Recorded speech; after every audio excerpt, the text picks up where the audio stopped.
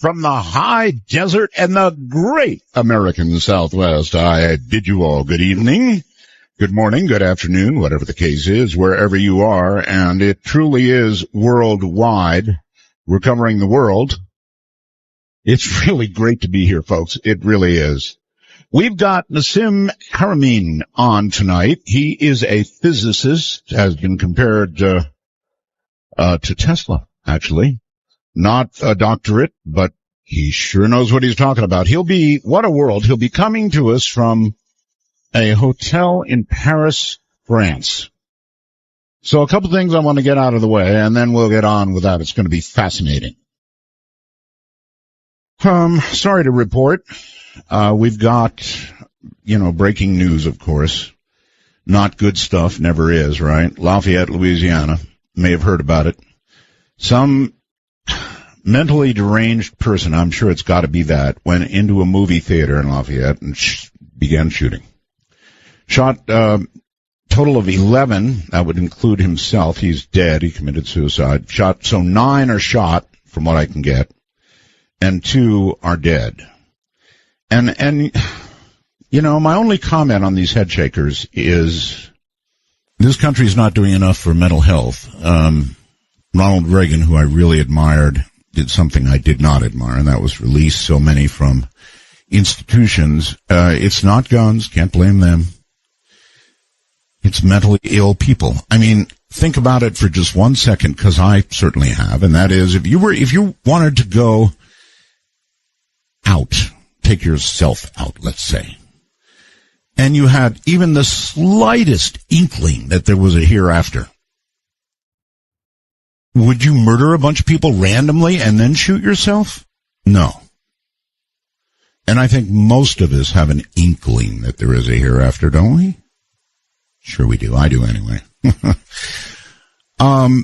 So a couple of other items, leaving that one quickly. A renowned theoretical physicist and cosmologist, Stephen Hawking, has launched now the most extensive search for intelligent alien life on other planets.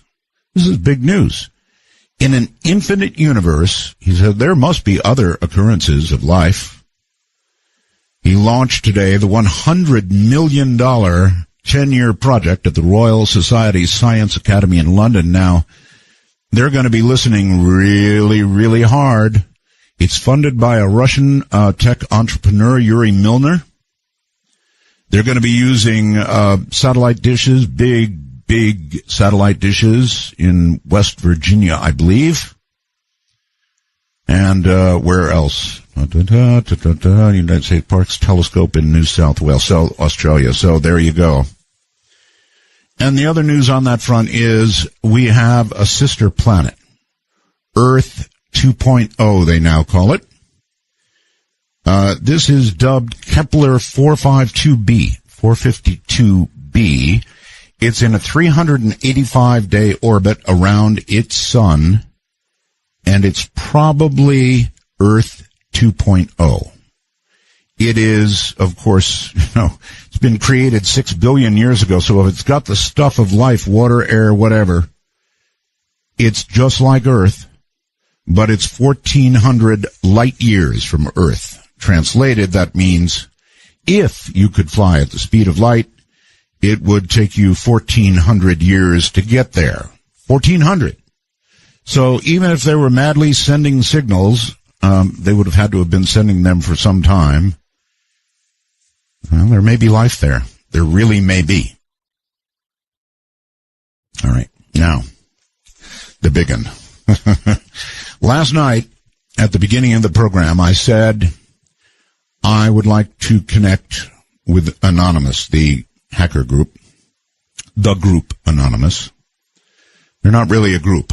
So between the time I said that last night and now, I have learned more than most people want to know about Anonymous. However, I'm going to read you an email that I received, and I'm pretty darn sure I'm in contact. I had a number of emails today that said, well, Art, you wanted to hear from Anonymous. You better check your Twitter. Good luck. So I got this email today, and I want to read it to you, and it was I'll give you my impression after I read it. Art, you had speculated that Anonymous was probably involved in the New York Stock Exchange outage last week. I do not believe this to be the case for the following reasons.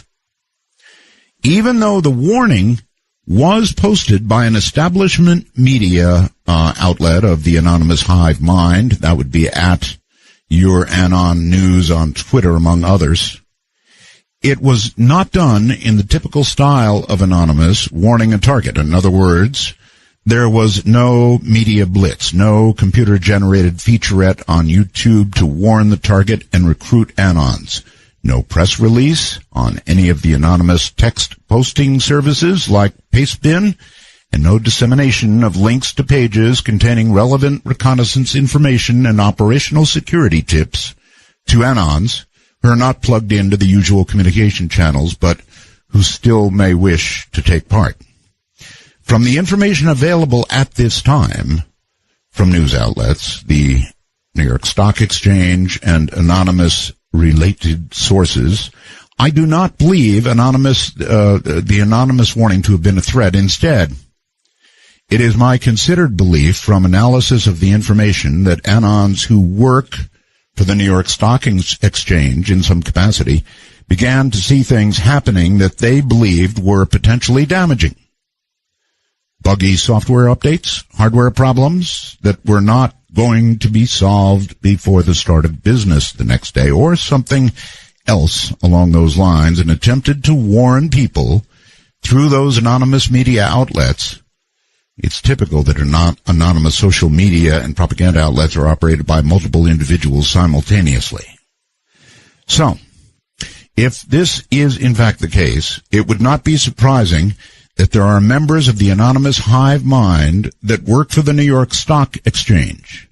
Anonymous is one of the most socially and economically diverse groups out there. Group is not the proper term. Adherent of the anonymous meme is more correct. There are Anons who are precocious youngsters in middle school, parents, active duty soldiers, police officers, programmers. To blame Anonymous for a specific attack is to mistake membership in or adherence to a meme with the existence of an actual attack. To put it another way, and I believe you will understand as you are in possession of no small degree of technical skill due to your background, Douglas Adams once famously said, "We're stuck with technology when what we really want is just stuff that works." So after reading this, I said to myself, okay, this is the one. I mean, clearly he knows what he's saying. So I can't promise this, but it is possible that tomorrow night we may get a means of communication from the person who wrote what I just read to you. Nassim Haramein was born. So I've connected with Anonymous, obviously, and we'll see where it goes from here. My wife, who is Filipina, as you know,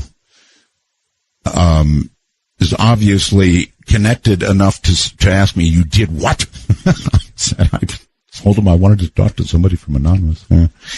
Anyway, Nassim Haramein was born in Geneva, Switzerland in 1962. As early as 9 years old, he was already discovering the universal dynamics of matter and energy, which led him on a journey toward pioneering a new approach to quantum gravity and continual developments in unified field theory. He grew up in eastern Canada with an innate reverence for the design or nature and a determination to discover the basic building blocks of creation. Nassim dedicated most of his time to independent investigation into physics, geometry, chemistry, biology, consciousness, that's a big one, archaeology, various world religions. His dedication to scientific exploration combined with his keen observation of the behavior of nature led him to a specific a geometric pattern, which is at the core of his approach and the new perspective in unified field theory. He's got a couple of young sons that he raises in Hawaii. However, at the moment, believe it or not, what a world, he's in a hotel room in Paris, France, which is where we're going to be going shortly. He's quite an amazing individual, in my opinion, just an absolutely amazing individual. So we're going to have fun. We're going to talk to him. We're going to ask him about, I think, the things we all want to know about. So that's coming up. This is Midnight in the Desert. Stay right where you are. Paris, France. Can you believe that? What a world. And wait till you hear how he sounds. It's all coming up next. All right.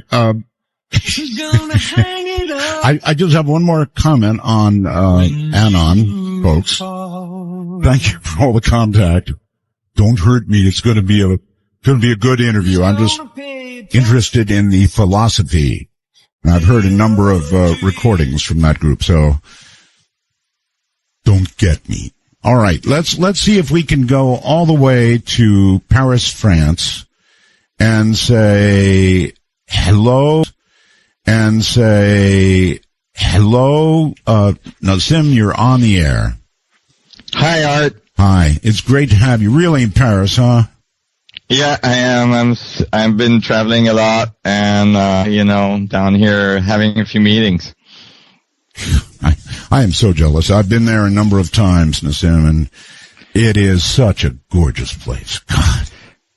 Absolutely. I wonder something. Tell me something, Nassim.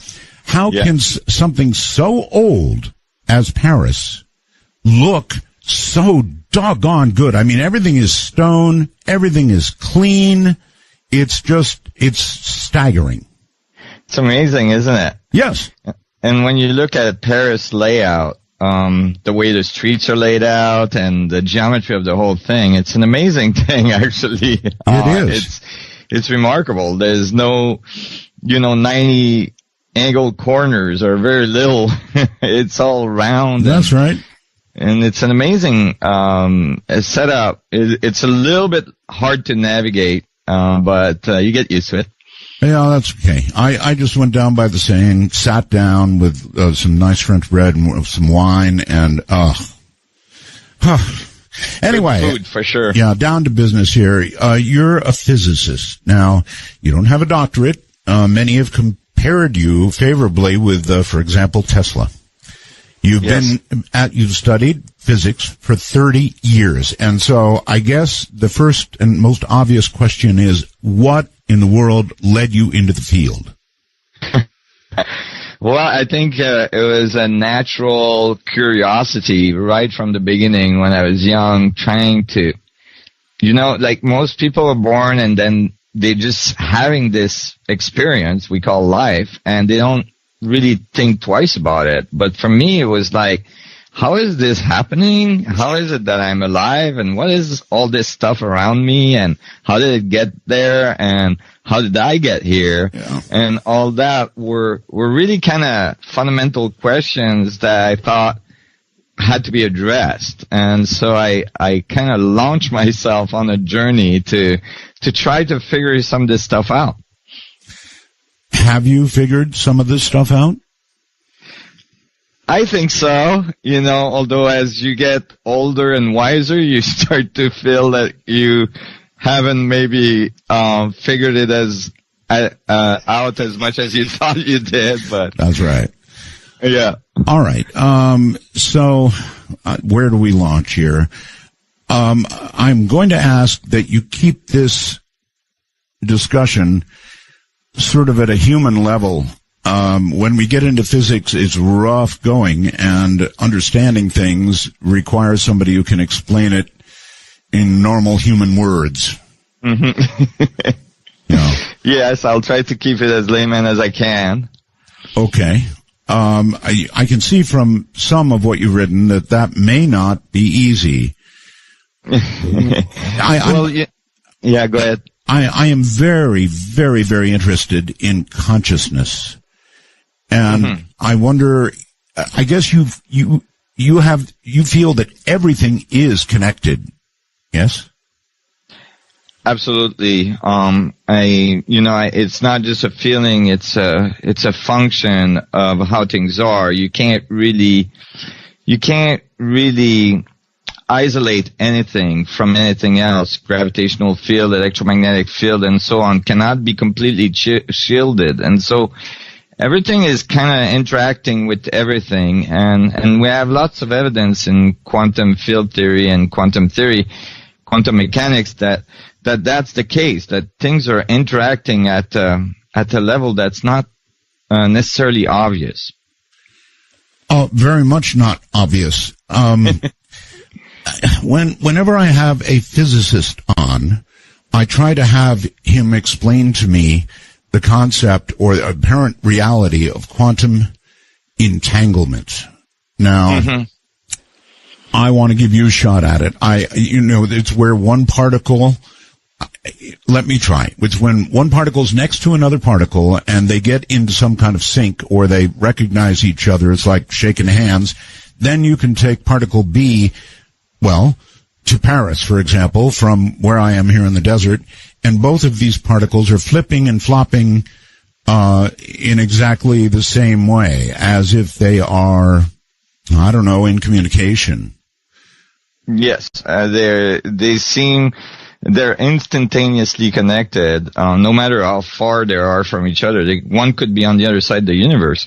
And if you polarize this one a certain polarity angle over here, the other one will change its polarity angle instantaneously. It's remarkable. Right. Instantaneously is the word. In other words, perhaps even exceeding, if we're talking about communication, and we'll get to that, if we were, it would be at the speed of light or better, right? Yeah, way faster. Way faster. It's instantaneous, no matter how far it is. Exciting. Yeah, and so we've been able to test this because we can get particles on Earth far enough apart that even at the speed of light, we could see a delay in the reaction of the entangled particle, and we're unable to measure any delay. It's instantaneous. That's impossible. Well, it's impossible if we think of things being separate from each other, but it's possible if we think of things being part of one fundamental network that everything interacts with. But it in the way you just described it, for example, you said if you were to get one of the particles at one particular angle, the other would it's impossible, Nassim. It's impossible. And if it is possible, how? And if you don't know, which I don't think you do, don't be afraid to say you don't know. I can't fathom it. I've thought about this again and again and again, and it just won't come to me. Right. Actually, it's a really, really good question that hasn't been answered very clearly at all from the mainstream, except for the last few years, where finally something that I mentioned many, many moons ago, there is very famous physicists that are writing papers showing that most likely even subatomic particles are connected through what is called wormholes, which were never usually applied to entanglement because wormholes are a consequence of Einstein's equations, which usually deals with the big stuff, with the cosmological stuff, not the small stuff of quantum theory. So, but now it's becoming more and more obvious, and it's becoming realized that particles may be connected by teeny-weeny wormholes. Wow. And that these wormholes is what is transferring the information, instantaneously across Ooh, that's scales. fascinating. All right. Well, normally my idea of a wormhole was a sun that collapses, right? And creates this monster of a wormhole. This monster of a black hole that black may hole, I'm sorry, yes. generate wormholes. I'm sorry. Yes, a black hole. And, and then you could have wormholes. That's right.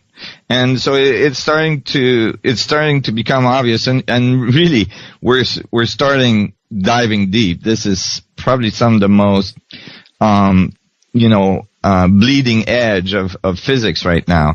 It's becoming clear that black holes seem to be connected through wormholes, right? And that black holes are not just cosmological objects like the sizes of stars or the center of galaxies or things like that, but actually particles, subatomic particles that are really, really teeny, right. Maybe as well acting as black holes and be connected through wormholes. Through what method? In other words, when we get a black hole, we know a sun collapses, but at the atomic level, what can possibly occur to create such a, well, they're powerful in what they allow, right? Yeah, such an energetic event. Yeah, as a black hole. Right. That's a really, really good question, Art. And to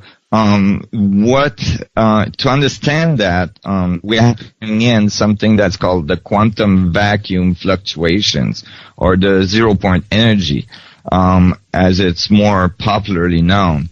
And it has to do that when you look at the very, very fine level, when you look at like the basis of space-time at the, way below the atomic structure, way below the nuclei of an atom, like at the very, very fine level, what we find is that it's not empty, that space is not empty at that scale. It's actually full of energy, and that energy may be the source of what's fueling these mini black holes that we end up experiencing as subatomic particles. Well, I've heard it speculated that there are very small, relatively small black holes that one could even, for example, pass through the Earth and we might not even know it. Is that possible?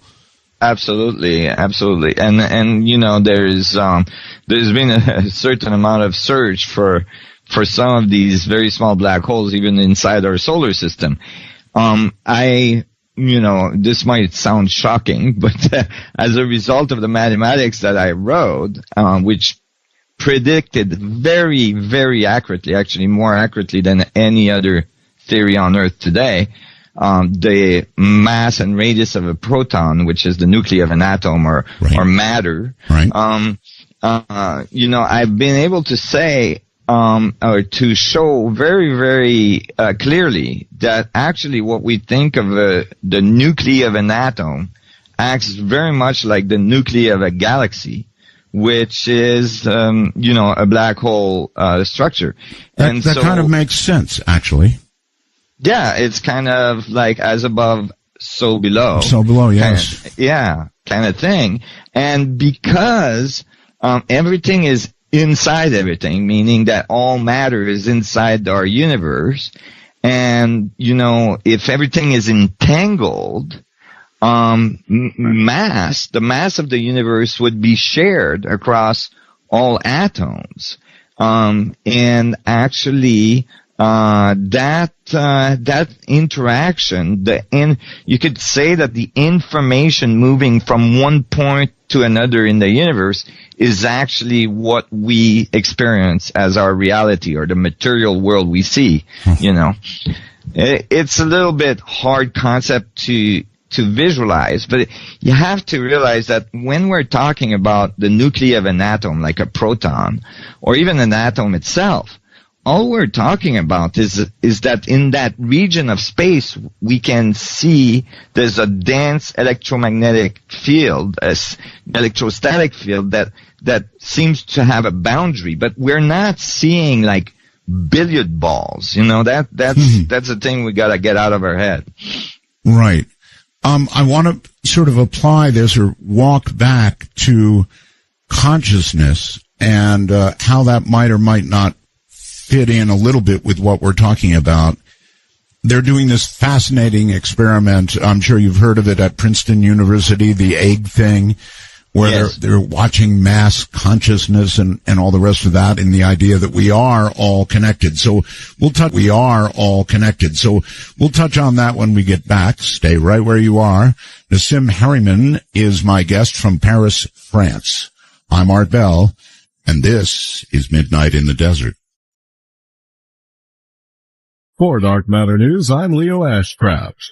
It's a pursuit nearly as old as the infamous shipwreck itself. Divers have plunged into the waters off of Nantucket, Massachusetts to catch a glimpse of the Andrea Doria a day after the ship sank in July 1956. The first dive netted photos for Life magazine. Later, an expedition led to a documentary about the deadly shipwreck, which killed more than 50 people when the Italian luxury liner collided with another ship. For decades, the site became so popular with daring divers that it is known as the Mount Everest of wreck diving. Officials have long warned that it's dangerous to dive to get to the shipwreck site, 240 feet underwater. In the past decades alone, the Coast Guard says 7 people set out to reach the wreck and never returned. Another diver went missing this week and is presumed dead. The Coast Guard said it suspended the search for the missing 64-year-old man Wednesday night and notified his next of kin.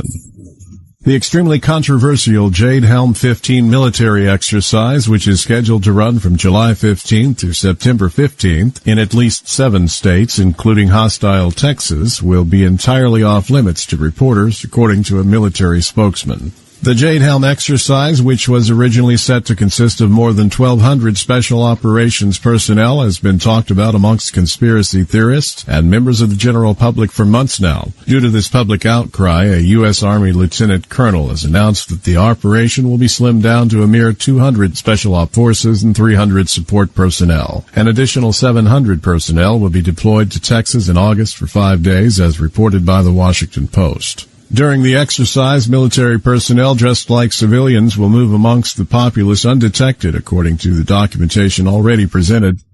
This is Dark Matter News.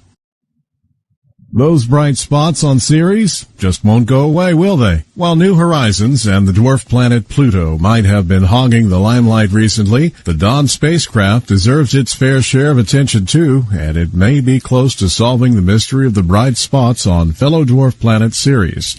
Ever since Dawn entered orbit around Ceres earlier this year, scientists have been left baffled by the appearance of bright spots seemingly redirecting sunlight in craters on the surface. Theories of their origin have ranged from ice, exposed by impacts on the surface, to salt flats or even cryovolcanoes. Now scientists might be closer to solving the mystery by spotting a haze above the group of spots, suggesting their origin is ice. The latest findings were revealed by Christopher Russell, the principal investigator on the mission, at an exploration meeting at NASA's Ames Research Center earlier this week. If confirmed, this could be the first such haze ever found in the asteroid belt and could indicate the presence of ice turning into gas, known as sublimation, on Ceres. The haze was found confined to the Okater crater, which contains the most famous spots on the surface labeled Spot 5. More than a quarter of Ceres' mass is thought to be composed of water, the other 3/4 rock, much more than is thought to be present on asteroids. Whether these spots are made up of water ice, though, or something else entirely, has been up for debate. Now, this discovery of haze lends strong evidence to the ice theory.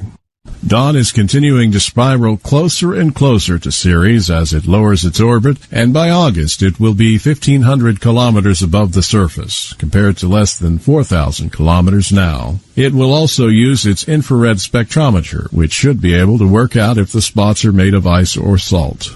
By August, then, we can expect to have much better understanding of the bright spots. Whatever they turn out to be, the answer is sure to provide a fascinating insight into some of the processes taking place on Ceres. I'm Leo Ashcraft for Dark Matter News. God, I absolutely love that song. I just love it. So you heard more of it than usual. If everything is connected, well, then somehow that song makes sense to me. Nassim Haramein is my guest, and he founded the Hawaii Institute for Unified Physics. He does not have a doctorate, However, he's an incredibly bright guy. You can go look him up. Nassim, have you published, by the way?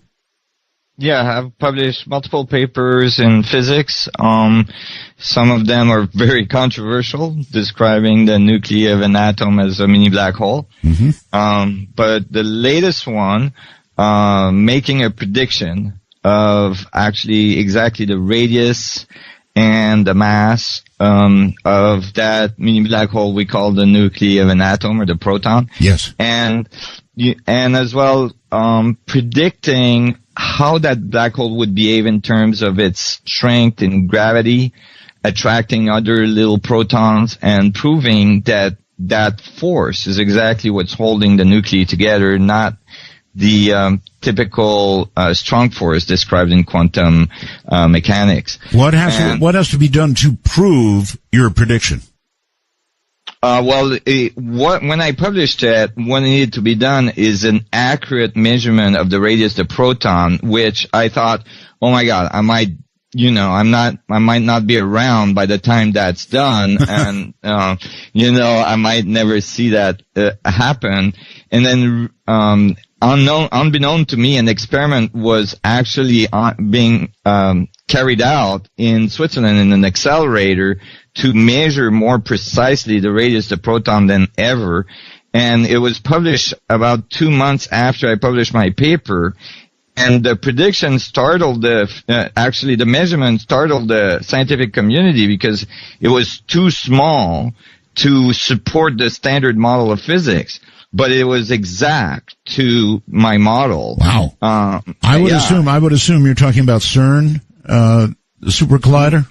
No, it's a proton accelerator, the Gerard accelerator in Switzerland, that is specialized in measuring such things. And it was really amazing that it happened so quickly and that my prediction got confirmed so fast. And to this day, it's the most precise theoretical model to predict what's actually happening down there in terms of the energy and the geometry of a proton, which is really important because it's like basically the mass of the atom, the mass of reality, how reality comes about. And what it says is really incredible because it actually says that all the protons are acting upon each other, and that the system is one big holographic system. And the way their equations are written, it shows that like all the information of all the other protons in the universe are present in one single proton. And in terms of vacuum fluctuation, in terms of information inside the volume of one proton, a little bit like a CD-ROM might have an orchestra on it. Of course, the violinist and the violin and the cello and all this is not literally on the CD-ROM, but the information is there, the music is there. It's like all the information of everything else in the universe is present in one single particle, and its interaction together is what, like the information moving through the thing. This is how I made the equation. Actually predicts the correct mass and radius of that proton. So it's really saying the universe itself. Okay, we got you out. There was a brief little interruption there.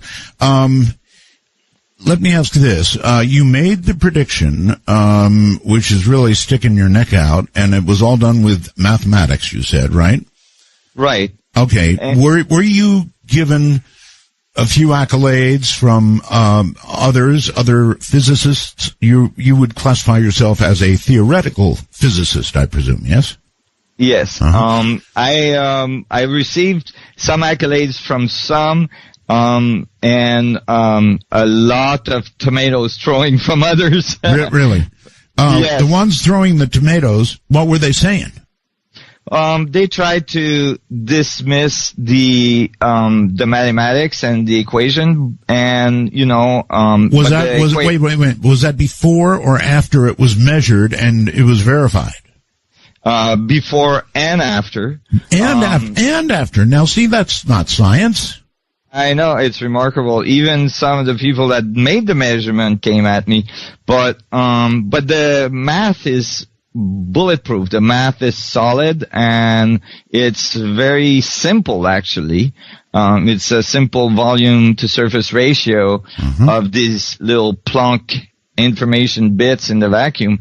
And it really outputs, and you know what's incredible, Art, is that these equations, basically they're describing the information that's in the field of energy we call the vacuum structure at the quantum level. And when you're doing the equation, you're actually of these little Planck information bits in the vacuum.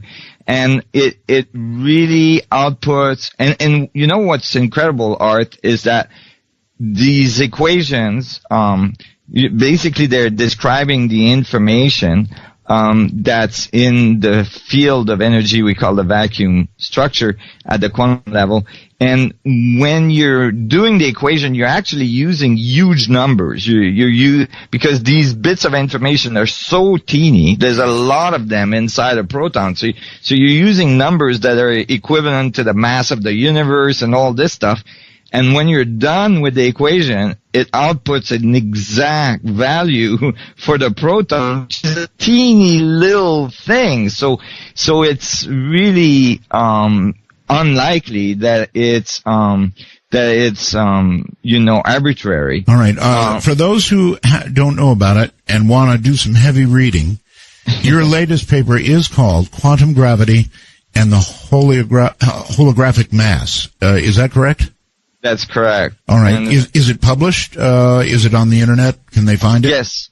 Yeah, absolutely. You can find it on our site, or you can find it on the scientific journal site where it was published. It was peer reviewed there in an open peer review, so you can even read the peer review comments. Way to go. And it is, it is unconventional, of course. Yes. However, a lot of evidence is emerging that supports this view. And, the math is the math. And when it does good prediction, I'll give you another idea, is that, in some 2 decades or more of string theory trying to be pushed forward to unify physics, yes, not one single prediction was made that could be verified in a laboratory. Not one single prediction. Yet, this theory, within months of being published, produced a very, very important prediction. And so it's very compelling. And it's really simple. That's the crazy part about it. And that's some of the criticism I get, is that it seemed too simple. No. Well, some of what Einstein produced turned out to be pretty simple and short too, right? Exactly. And it's commonly known that typically when a simple and beautiful solution is found, it's the correct one. I'm told that the final solution someday, and that which people in your in your line of work pursue, is this theory of everything that some say may turn out to be no longer than your thumb. Right, exactly. That when we find a unified view of not only physics but literally everything, yes, it would be beautiful and simple, and it would make sense, right? And certainly string theory is not that. It's very complex, and it predicts things that are not really useful. For instance, you could. I interview frequently the man who was, I guess, co-author of the string theory. I guess Michio Kaku, professor. Yes, absolutely. And I frequently interview him, and so let's talk string theory a little bit. You say it predicts things that don't make sense, or? Well, the result of string theory is unclear, meaning there's 10 to the 400 and some or 86 different ways of compactifying the strings. There's not, like, it doesn't give you clear answer. It's extremely complex. It's written in like 10 or 11 dimensions. And it doesn't really give us a clear picture of how this, universe is producing all this material world that we live in, and certainly it says nothing about how consciousness emerged from it. And so, a lot of theorists in the last few years have been turning away from string theory because it seems like it's lacking elegance. I've heard that that some are turning away from it. What about the multiverse theory that seems to go with the string theory? Do you think the whole concept of multiverse existence collapses without string theory being so, or is there some way in which you can see multiple dimensions? Yeah, I think that the multiverse can remain, but it becomes much less esoteric in terms of the way it's functioning. It's more mechanical. It makes more sense. That is, that our universe is most likely not isolated, is probably part of a larger universe, which is part of a larger universe, which is part of a larger universe again, and so on. So it's more like fractal universes instead of parallel ones. I can embrace that idea as well. I can see that. It goes from the very largest to the very smallest. Very smallest. Yes. That's right. And when you look at the bubble we call our universe today, and we have some idea of its radius, and you put the mass that we observe in our universe in it, our universe obeys the exact quantity or the exact density of a black hole. In other words, all the rules are followed. That's right. And so if our universe is a black hole, most likely the material stuff we see in it are mini black holes as well, and so on. And so basically it's kind of scales of black holes from infinitely big to infinitely small. All right.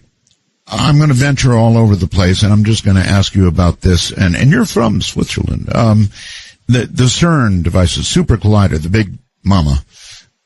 They're really cranking it up. I think they're taking the voltage way, way up. And I've asked a number of people about this and would like to ask you, is there any possibility, in your opinion, of danger with what they're doing?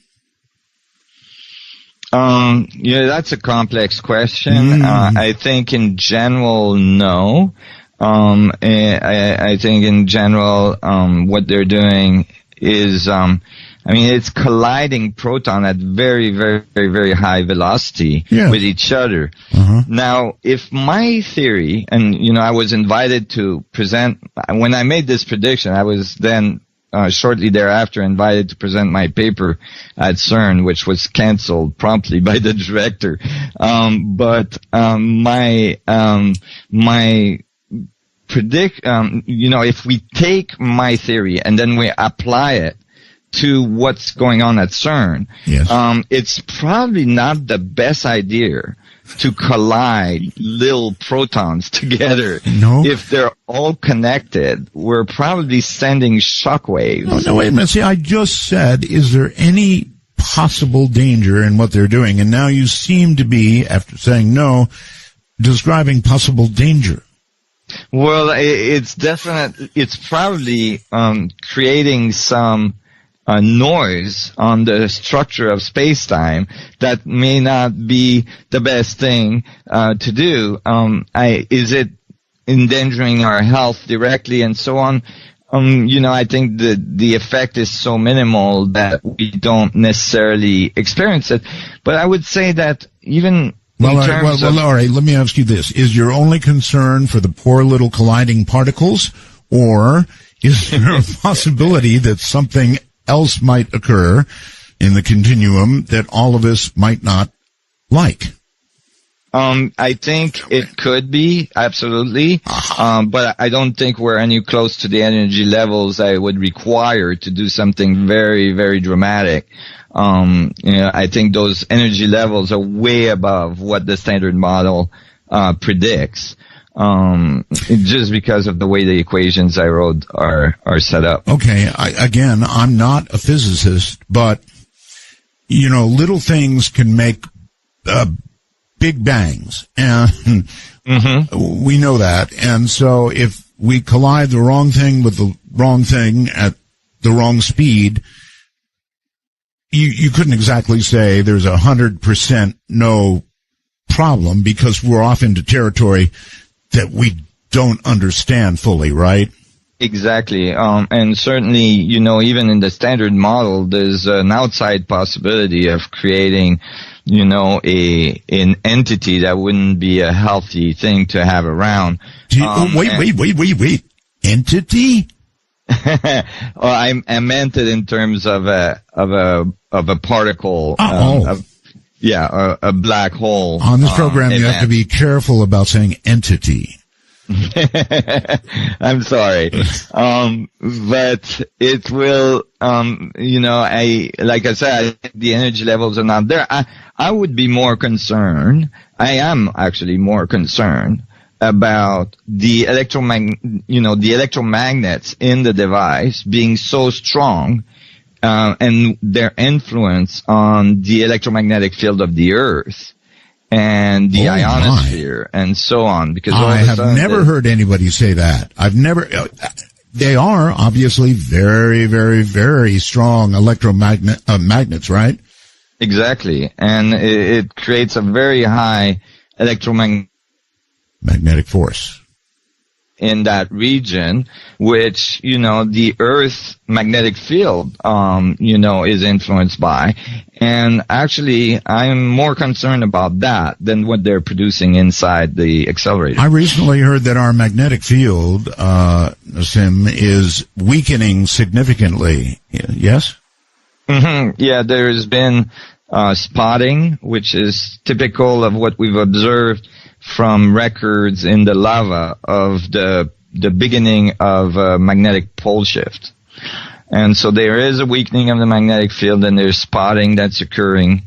And spotting is like when if you're in the north hemisphere, all of a sudden there's little spots of south polarity, showing up and so on.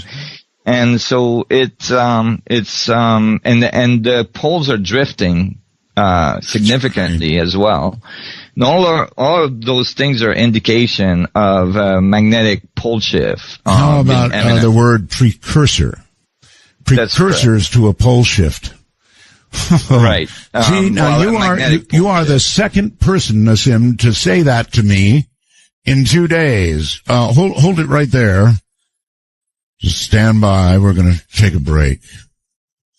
Second person to say that in 2 days. Pole shift. Doesn't sound good, does it? Doesn't sound good to me anyway, at all. Pole shift. North of south, south of north. And who knows what the plates do. You're listening to Midnight in what the plates do.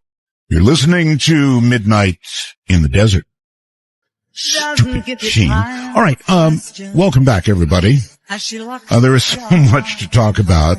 Nassim Haramein is here with us, and he's coming all the way. So if you hear an occasional crackle or whatever, he's in Paris at a hotel, and so I'm astounded that we hear him as well as we actually do.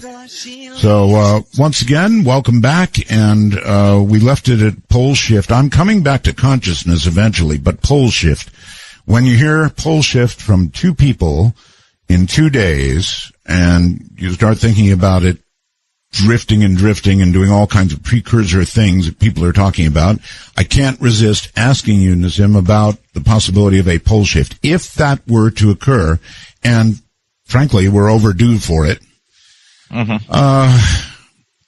That's right. We're overdue. Yeah. We know that it's flipped many, many times before. Right. From records in the lava where the particles align to the magnetic field of the Earth. So we know it's flipped a bunch of times, and we seem to be overdue for one. And the way the magnetic field is behaving right now seem to be suspiciously confirming that we're about to have one. Well, let's say we have one. Let's say we have a pole flip. What do you believe we can expect? We humans can expect, the animals of the planet, perhaps the mammals, the fish, the birds, and then of course, us. They could be significant disruption, that as a result of a magnetic pole shift, many of our technologies would be disrupted. The way birds navigate, the way some of the marine mammals navigate, and so on, could be very much disrupted, and it could have some significant impact on our civilization. Just because our civilization is technically and technologically very much tied into the expecting the electromagnetic field and magnetic field of the Earth to be stable and to be polarized in a certain way. We definitely depend on it, yes. That's right. But I think overall we would survive the event quite well. You can think of it as our sun, for instance, which is some 99.8% the mass of our solar system. Every 11 years, our sun flips its poles. Some people may not be aware of that. Well, it's true. And we don't experience huge impact from that, either than the sun becomes very active and throws out sun flares, and if we were hit by one of those sun flares directly, could be catastrophic for the Earth. Well, here's the thing. Let me just interject. We do have the magnetic field, which is exactly what protects us from those sun flares, right? So if it gets really, really weak before it decides to do its flip thing, and there's a big sun flare, it'll cook us alive, literally. Yeah, it could be a big problem. For instance, if it got really weak, even without a big sun flare, just from galactic cosmic rays and radiation from the sun and all this, it could be a big problem. Yes, exactly. Yeah. Fortunately, perhaps fortunately, as I mentioned last night, because we talked about this last night, we're having a minimum. According to the scientists, we may enter a period where there'll be absolutely no sunspots at all, the Mortar minimum. And that could go on for a number of years, and one has to wonder if whoever's watching out for us, and I hope there's somebody, has decided if we've got to have a flip, let's have low sun activity, right? Yes. Well, that's, convenient. It certainly is. I think, Art, at the end of the day, what we're getting to is that eventually we have to learn to fly. I like to think of it that way. We have to learn. We have to learn to fly? Yeah, we have to learn exactly what is a gravitational field and how to modulate it so that we can actually live in space and not on the surface of a planet. Because surfaces of planets are very unstable. They can get disrupted by many different sources, like a meteorite large enough, a comet coming by too close, a sun flare, and so on. And, I think planetary systems are like little incubators. They're good for a little while, but eventually you gotta learn to fly, just like a bird in a nest, and get out of the nest before the next hurricane, Fly, little bird, now, or you die. Yeah, and I'm not the only one saying that. For instance, Stephen Hawking for years have been saying we have to learn we have to figure out a way to colonize other planet or live in space. And all that cannot be done using fossil fuels in rockets. Mm-hmm. And so we have to learn how to use gravity. How to really fly. Yeah. Again, I harken back. I harken back to Michio Kaku, Professor Kaku, and here's something he said. Maybe you agree on this one. He said that right now we are a Type 0 planet, or civilization, if you will, and that, in his opinion, though he's upped the chances a little bit, I asked him what are the chances of our surviving here on Earth if we don't find a way to get off the planet, and he thinks we really need to get off the planet just like you do. He said the odds of surviving if we don't get off the planet are really tiny. In other words, we'll end up with either ruining the planet, blowing ourselves up, or whatever. Yeah, actually, I think we're living in grace. I'm just amazed we're still here to talk about it, like considering all the stuff that could happen, that could wipe us out. It doesn't actually take that big of a meteorite to lose, usable atmosphere and so on. And so, it really is remarkable we're still here, but I think we shouldn't push our luck. Well, Nassim, I've noticed something. And that is, the scientists sort of try to reassure us by saying, well, they're looking for these things. Yes. However, you may have noticed that many, many times you see a newspaper article that says something, or a broadcast that says something like, yesterday, the Earth had a really close call.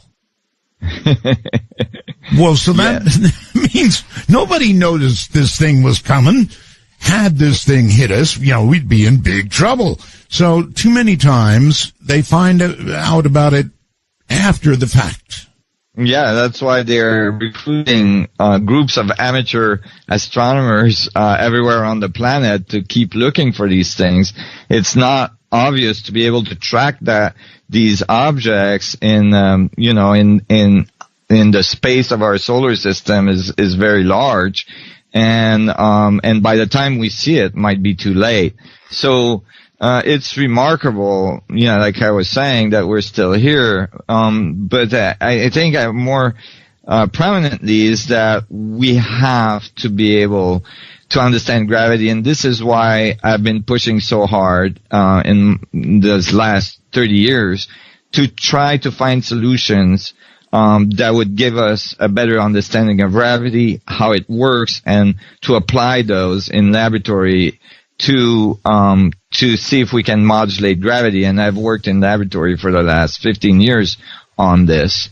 And the equations I wrote tells us that gravity is a little bit different than what Einstein described. Can I stop you there? You used the term modulate gravity. Oh, my. That is very, very interesting. Modulate, for example, folks, modulation, think of it like this. A radio wave is silent. It is there. And then once modulated, it has intelligence on it. And that's how you hear it come out of your radio. It's a modulated wave.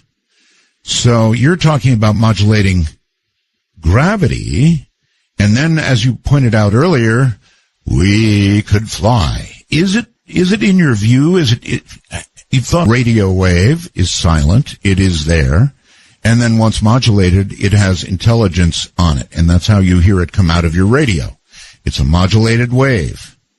So you're talking about modulating gravity, and then, as you pointed out earlier, we could fly. Is it in your view, you've thought a lot about this, obviously, can we really modulate gravity? Absolutely. I'm convinced we can.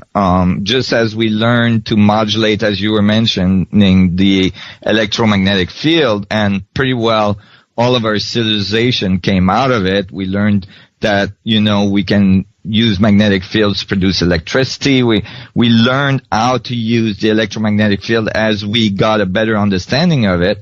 I think that the next step for civilization will be to learn how to interact and use the gravitational field and power our civilization out of it, and actually become a civilization that live in space, and that comes to the surface just to enjoy the garden that the Earth is. Well, if what you say is possible, that would really mean that you could be in a small craft, begin modulating in some way that would, in essence, repel you from the Earth, and you could, if you wished, at the speed of your choice, rise until you left the atmosphere and were in space. You wouldn't have to be launching rockets and spewing chemicals everywhere and really... Exactly. Right. So I was going to ask, is that how it could work?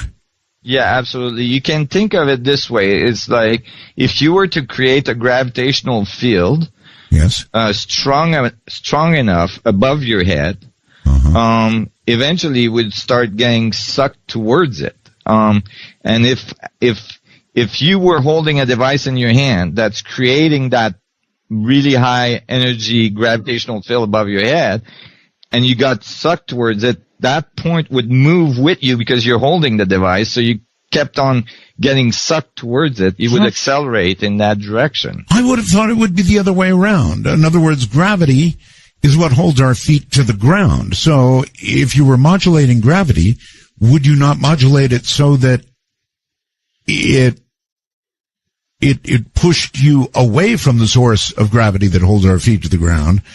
You said toward it.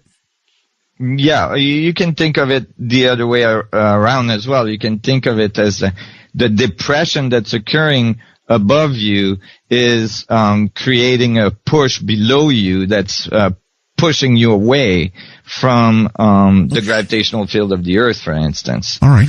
But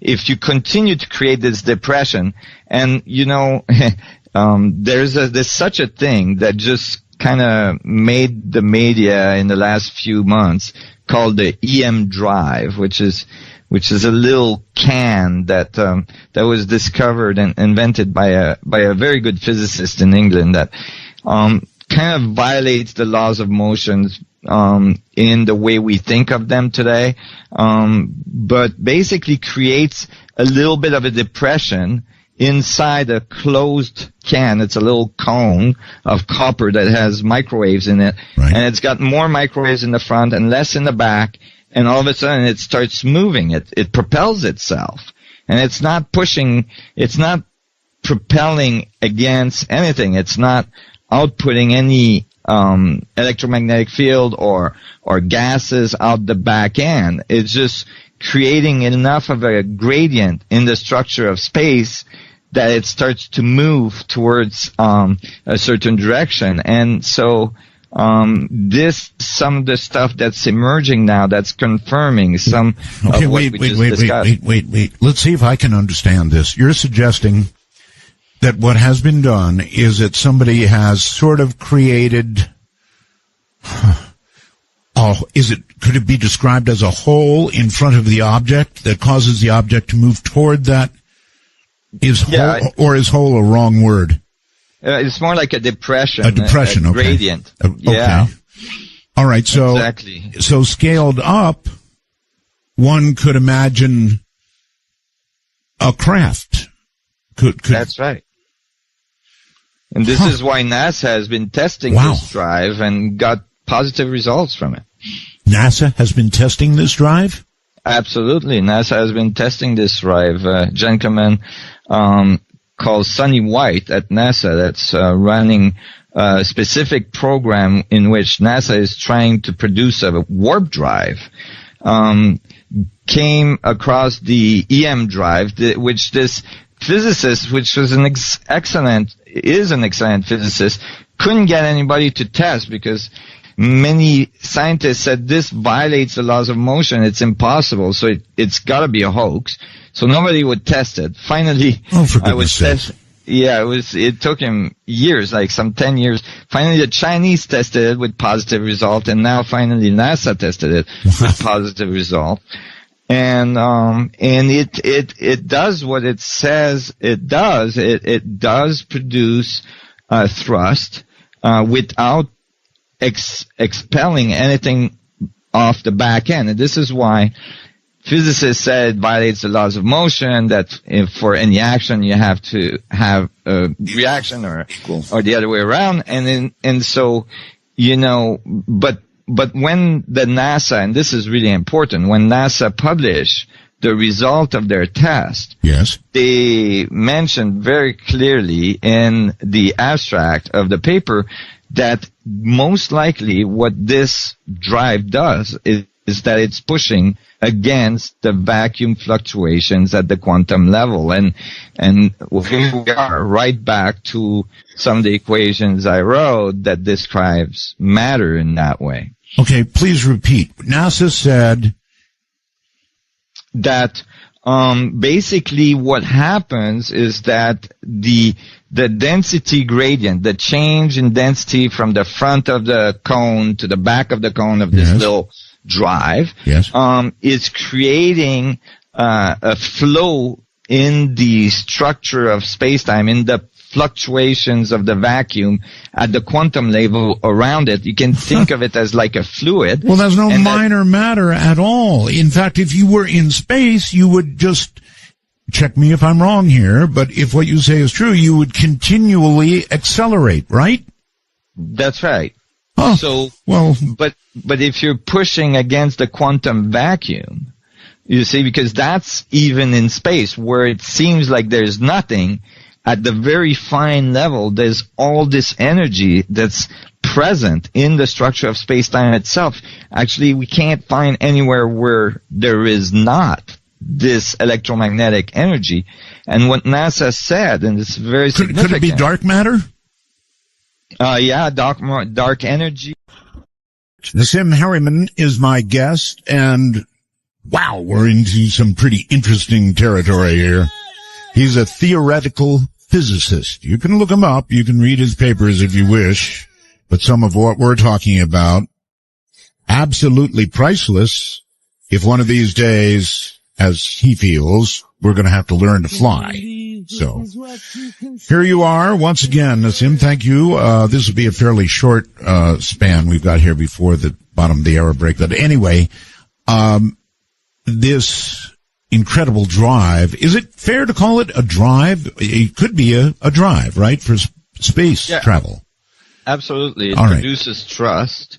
And although it's producing very little thrust right now, it is producing some, considering that only very little wattage of energy is put in the drive. With more energy, of course, more thrust. Mm-hmm. And, it is definitely the beginning of realizing that we may be able to interact with the structure of space-time and produce gravitational effects. There's another fellow, for instance, in the University of Finland, Eugene Poklaknov, that has succeeded in creating a gravitational beam that propagates at some 64 times the speed of light, and that's published in peer-reviewed journals as well. And so what I'm saying here is that, like, we're not that far. People would think, oh my God, this is going to be like generations from now. Be able to modulate gravity and control it. Eminent is a really good word. And that really, you're right. It's the only way that we could move masses, if we had to or wanted to, from point A to point B. Also, if we were able to, I guess I'm going to ask this, if we were able to modulate gravity, how effective would it be, Sim, way out, for example, far from Earth? It's not, is it or does it or does it not depend on its ability to repel from Earth's gravity, or once out in deep space, could you just accelerate endlessly? Oh, absolutely, because space-time is everywhere, and so basically what you're doing is you're warping the fabric of space-time. You're kind of creating a funnel, just like maybe a little bit a propeller on a motor of an airplane or in a boat motor is creating a depression, even either in the air or in the water, to create a force moving in a certain direction. You're basically doing that with the fabric of space-time wherever you are in the universe. Okay, well, you heard me earlier, Nassim, mention what they're calling Earth 2.0, Kepler 452b. It is 1,400 light years from Earth. Now, to even in your wildest imagination, to think about getting to Earth 2.0, you would have to travel many times the speed of light to ever even imagine getting there in a single lifetime. Right. Is what you're suggesting with modulation of gravity something that would begin you on a trip that would get you there in some reasonable amount of time?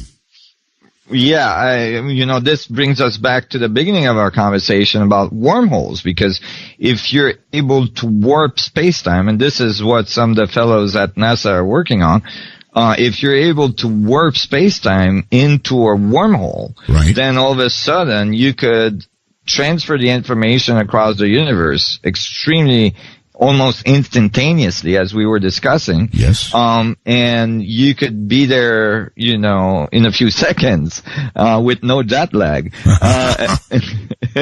So yeah, I mean, all these technologies that are being developed now, and some of these effects that we're now starting to realize, are occurring, and I want to mention, Art, that all these effects have to do with spin, and that's why I use the analogy of a propeller, and this is what was really missed earlier on, and that I believe is the key, is that spinning electromagnetic field at high velocity can produce these warps in space-time and open these wormholes.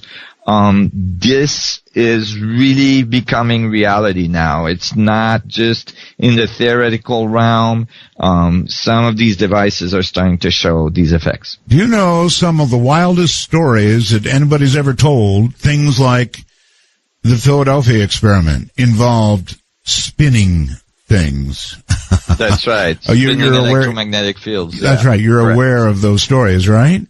Absolutely. So you're suggesting there could be a real basis for, I mean, it's not so, there's an old story, so. Right. A new theory, an old story. Exactly. And it's just like this. Einstein described gravity as the curvature of space-time. And I don't know if we have enough time in this section, but I'm just going to start on it. Imagine that, let's describe it this way. Typically, it's described as the surface of a trampoline that you put a ball on it, and it curves the trampoline so that it curves the surface so that another ball would appear to be attracted to the first one, right? All right. Pick right up when we're done with the break. Relax. You've got a few minutes to relax. I love this stuff. Don't worry, everybody. We're going to get the lines open here at the top of the hour, maybe even earlier. I promise. I know when I get a really good guest and I get all wrapped up, it's hard to let go, but we will do that. We'll get the lines open, I promise. My guest, of course, is Nassim Haramein, and he is brilliant, absolutely brilliant. We're talking about modulating gravity, a drive for getting to another place in space that we could conceivably call home if we had to. All right, so I get messages, and believe it or not, something called the wormholes. I'm doing the program. They send it on the computer, and it comes blasting over here from Arizona. Lasha says, how can you create gravitational depressions in space if there's no gravity in space? It doesn't make sense to me. Right.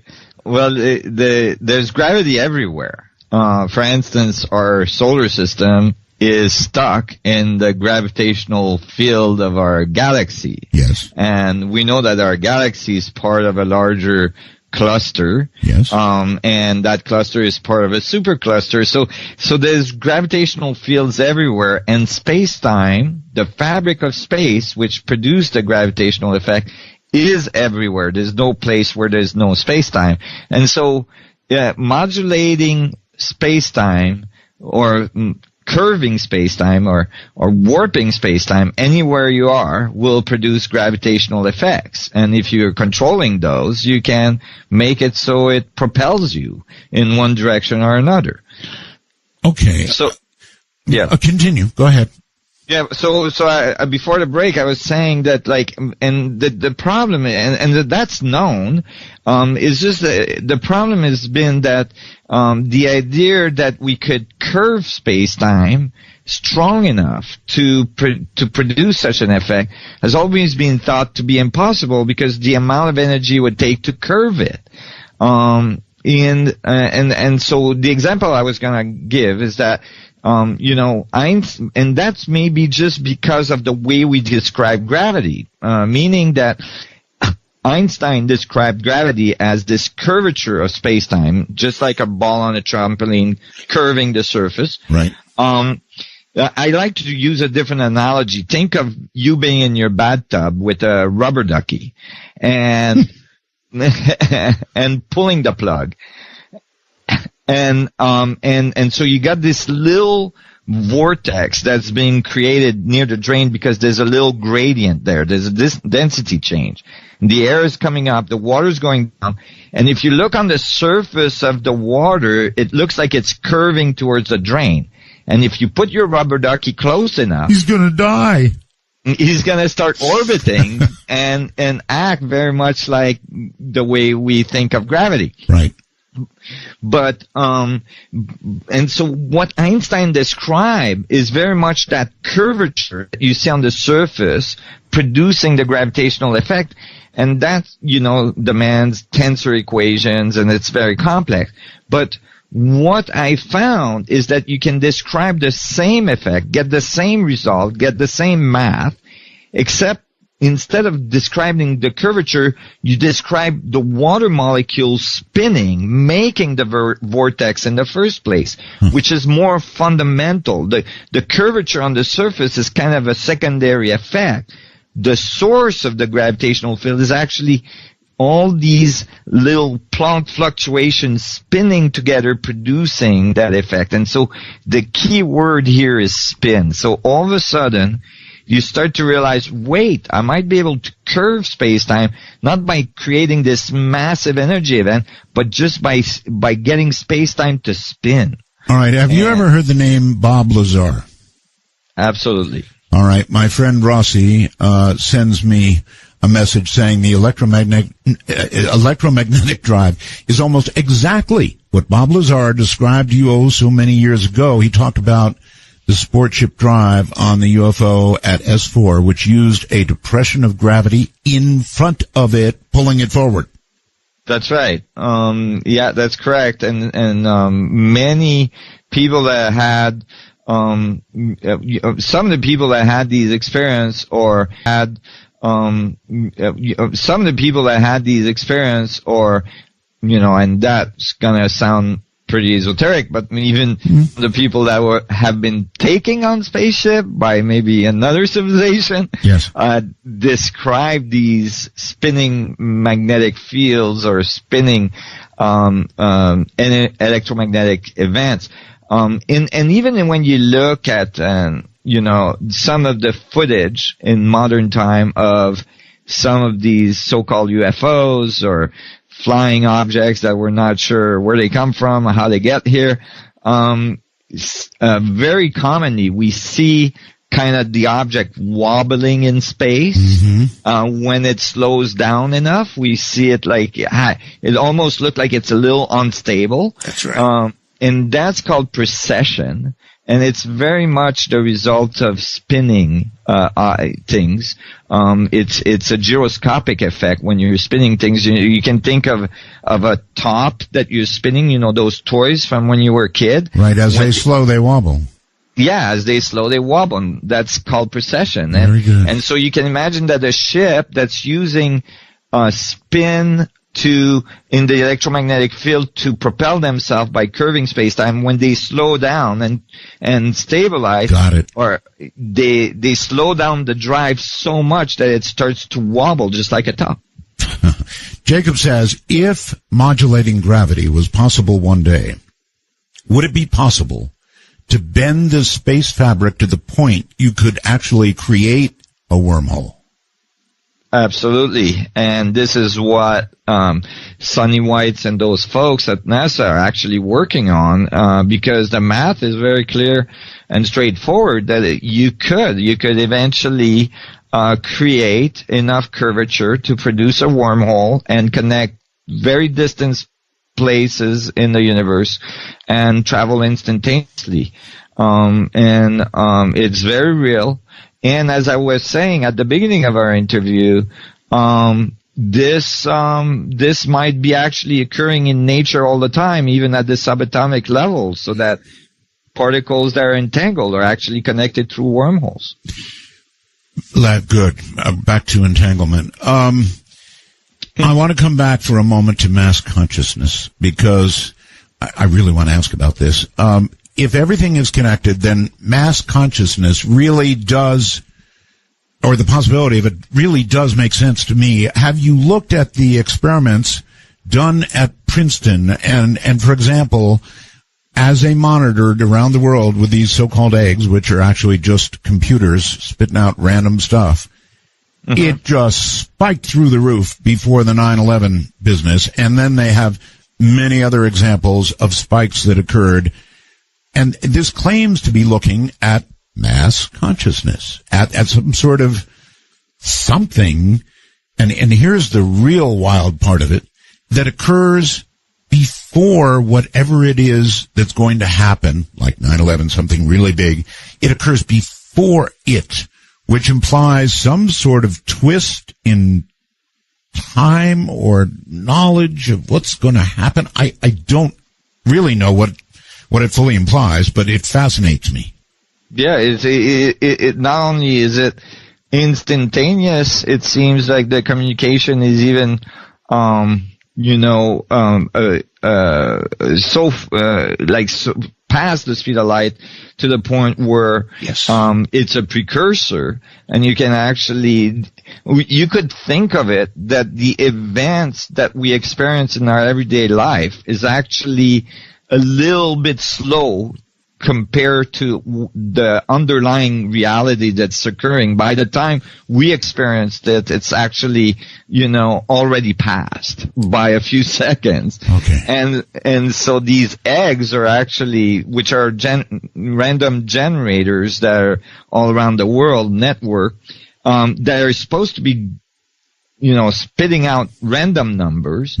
All of a sudden, when we have very significant global events that range from global meditations, by the way, to very dramatic events like 9/11, these generators start acting weird. They start to output coherent data, coherent spikes, and like you were mentioning, the spike starts to move towards higher levels of coherency prior even to the event occurring. And so some kind of rift in space-time. It's really weird. Yeah. All right, here comes a big one. I lay just this on that subject, or just one more. By all means. What's really cool is that some of these experiments are done as well with individuals trying to influence the random generators, and that's been shown to be very effective. With your consciousness, you can influence a computer that's outputting random numbers. That's a fact. That's a fact. As a matter of fact, they turned out a little program that allowed you to do exactly that. It would sort of, you could get any background you wanted on the computer, and as you concentrated, you tried to manifest this picture to become solidified in front of you on the screen. If you didn't concentrate on it, it would go back into the noise. And I experimented with that, and I'm telling you, it really works. it's remarkable, and it supports the concept that you're connected even to a computer. Exactly. You know, and so it really kind of starts to land that, wow, we're really connected to this material world around us. All right. Before we ever get to phones here, I really want to ask you if you believe that time travel in time, will actually ever become possible in either direction. Mm-hmm.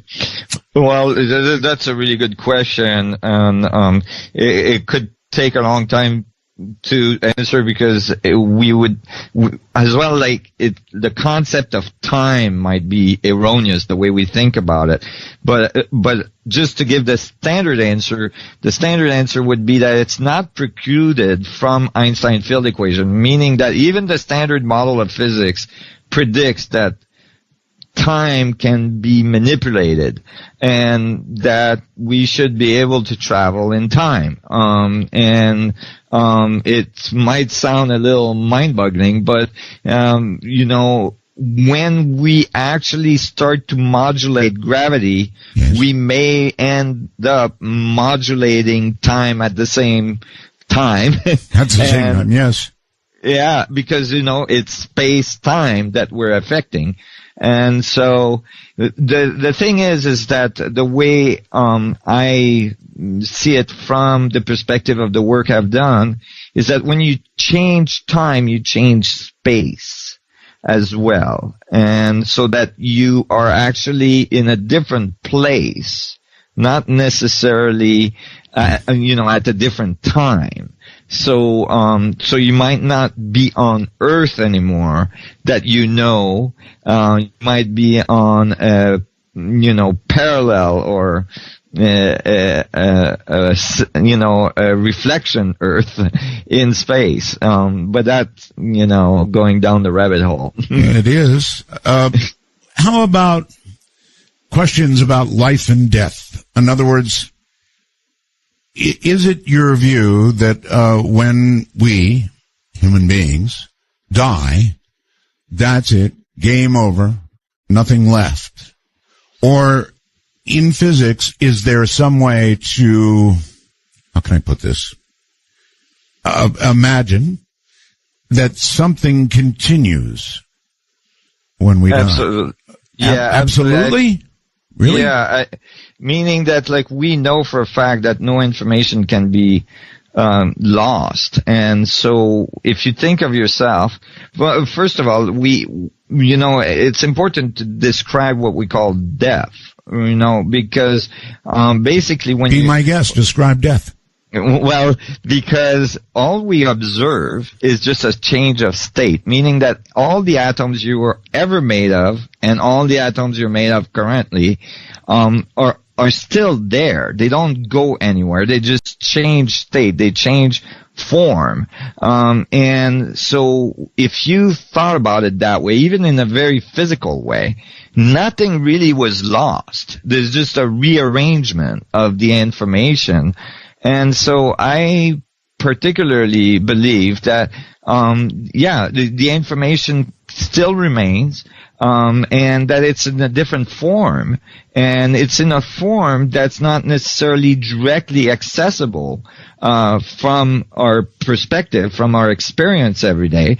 But I don't see why some people wouldn't be able to access it, or, you know, that even technologically eventually we would be able to access it. You know, if the information is in the structure of space. If I'm hearing you correctly, you're talking about accessing information from people that, from our perspective, have died. Exactly. That information is still present, and it may still be coherent. What is that going to take? It's called the vacuum fluctuation that makes up everything we see and don't see, according to what I found. Wow. You have given me so much to think about. Holy mackerel. All right. Zim, it's mind-boggling. It absolutely does. You know, you're in the mind-boggling business, no question about it. Nazim, give me a moment. We're going to take a break, but before we do, I wanted to, because we're a new show, I want to describe to people how to call. So hold tight. We'll be back with you after the break, and we will be taking calls. So here's the deal, folks. You know the phone number, the public phone number, right? It's area code 952-225-5278. That's 952-225-5278. That's an easy one to call. But then we've got ways you can call from all over the world.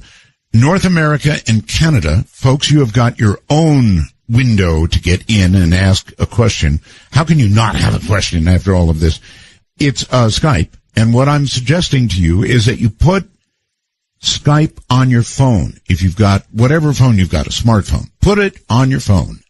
And the way you set it up is, if you're in North America, Canada, whatever, go like you're going to make a new contact and put in simply, and it's not case sensitive, just put in MITD 51.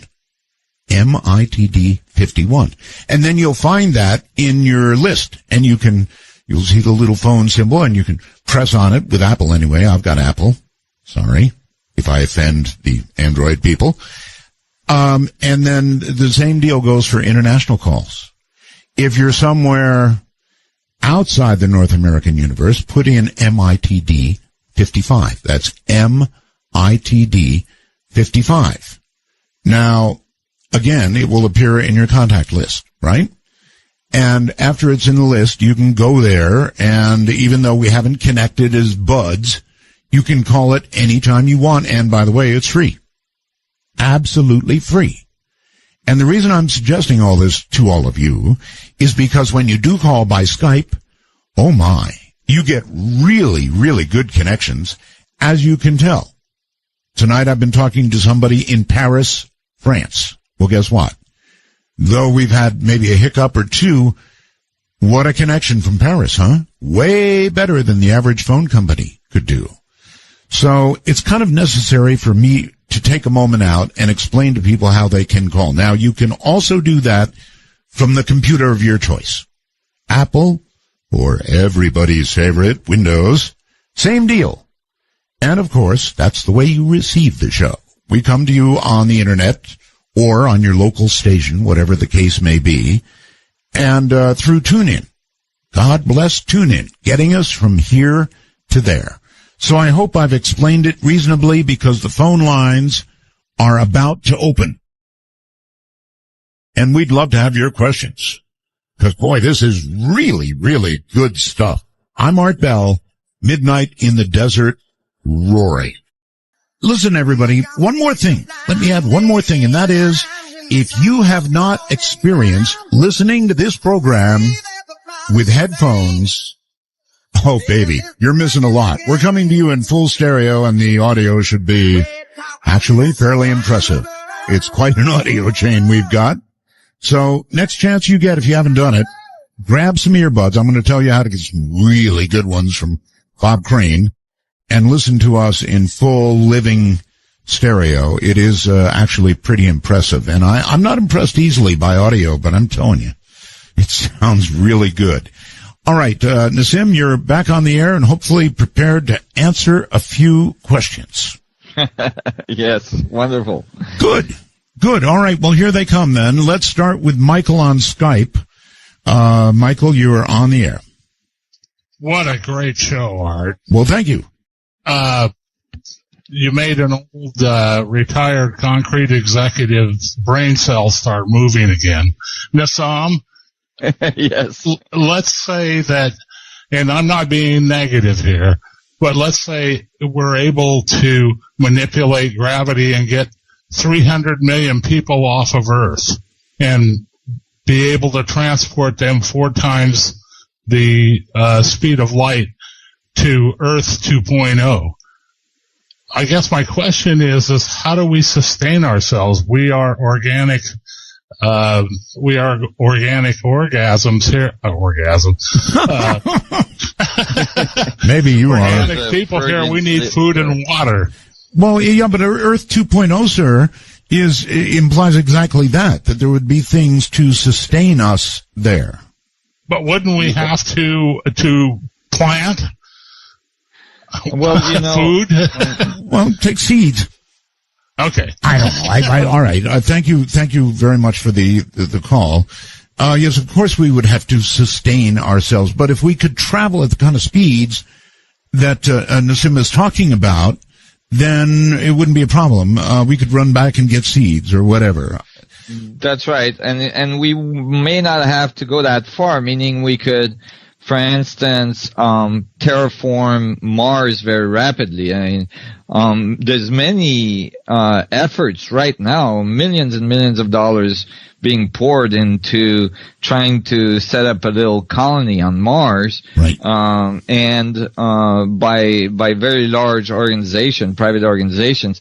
And, and they're planning on doing this with rockets, which is not really feasible. It would take, thousands of rocket trips, to put on Mars even a small community. But if you are able to control gravity or you have gravity control, I mean, you could do trips within a few minutes to Mars.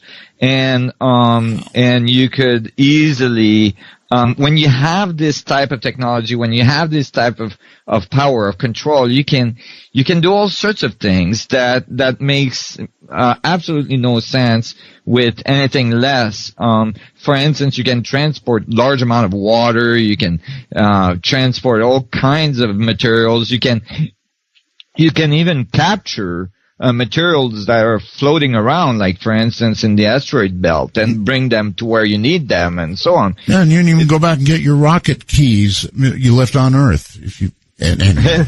Let's go to the phone lines. There's so many people. You're on the air with Nassim. Hi. Hi, Roswell's Art. Thank you. We talked almost 15 years ago about this exact same craft. I saw it at Edwards Air Force Base when I was called in to provide some support equipment to the government. And it took me a year to find out what it was. And a guy said it was counter-rotating magnetic fields that projected a hole that pulled the craft into whatever direction, and it went faster depending on how far out that hole was projected. So, in other words, exactly what was described. Exactly. It was at JPL Laboratory. I had to be cleared and all that. Never had to sign anything. I had one of those type jobs, like, you have a janitor. They're always there. They're always doing something, but you're never quite sure who they're with. All right. Do you have an actual question for Nassim? Is this craft's been around since the 80s? Will it be revealed soon, in your opinion? And I was told that there was probably 60 of these things back in 89 that were operational as part of Star Wars. Is there anything that you've heard about that? All right. Yeah, let's actually ask him. Nassim, he's right. There are many who believe exactly what he said, that these craft that can do what you have described have been around for a relatively long time. Is there any chance, in your opinion, that all of this will get revealed to the world?